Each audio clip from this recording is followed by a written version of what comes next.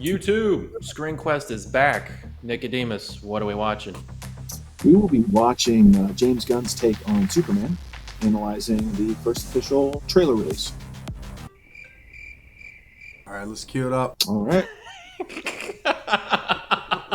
I'm about to throw up in my mouth. All right, so how are we starting?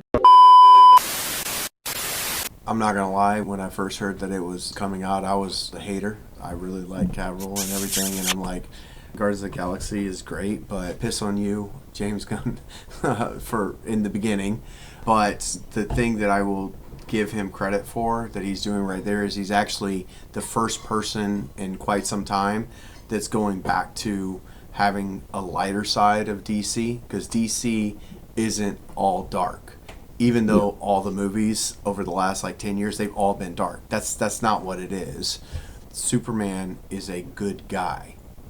He is the good guy. He's the shining light of a good guy, and he doesn't make poor decisions. So I'm assuming what James Gunn is doing, because in a lot of Superman comics, the story will start out with Superman wrapping up an issue, like stopping a bank robbery, stopping a small alien invasion, stopping a monster, and then they'll zoom into his personal life as Clark Kent, maybe finally proposing to Lois Lane or something like that, and then the actual antagonist of that comic book or that comic book series will be introduced later on, right?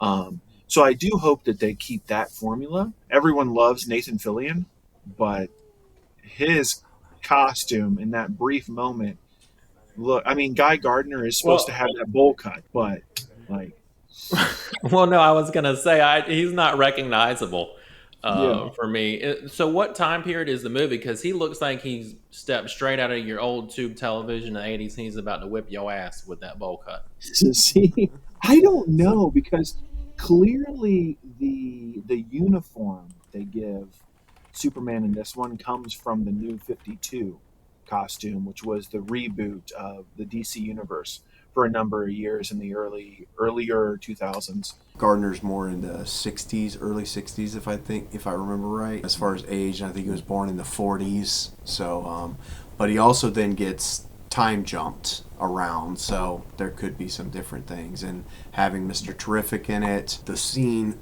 of him holding the broken robot, I think is really cool, because that's straight out of the cover of a comic. It's they, I don't know, maybe they're finally doing what I've always bitched about with you, Nick. It's here's a script.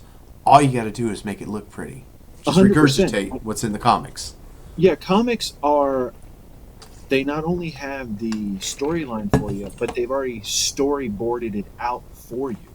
The other thing, if you noticed, I don't know if you when you see him walking through the crowd, that's kind of neat. And again, remember, I was on the hater wagon, but I appreciate that what Gunn looked for was maybe a difference of size, because Superman is always big, but he's always tall, and in the comics he's always tall, and if you look at him, he's towering over. So Coruscant's what, 6'6"? I think 6'4", 6'5", but yeah, it's definitely on the big side for Hollywood, right? Yeah. 6'4" in Hollywood is 7 feet in regular world. Hawkgirl. Hell, I think Hawkgirl looks better than Hawkman did in Black Adam. Yeah. Just the comic version of the wings and everything.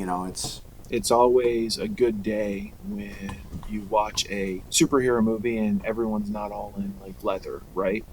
Because that's always. Now, Guy Gardner. Well, thank you for watching. Be sure to like and subscribe. As always, use protection. No, wait, what is it? Take your vitamins and say your prayers, brother.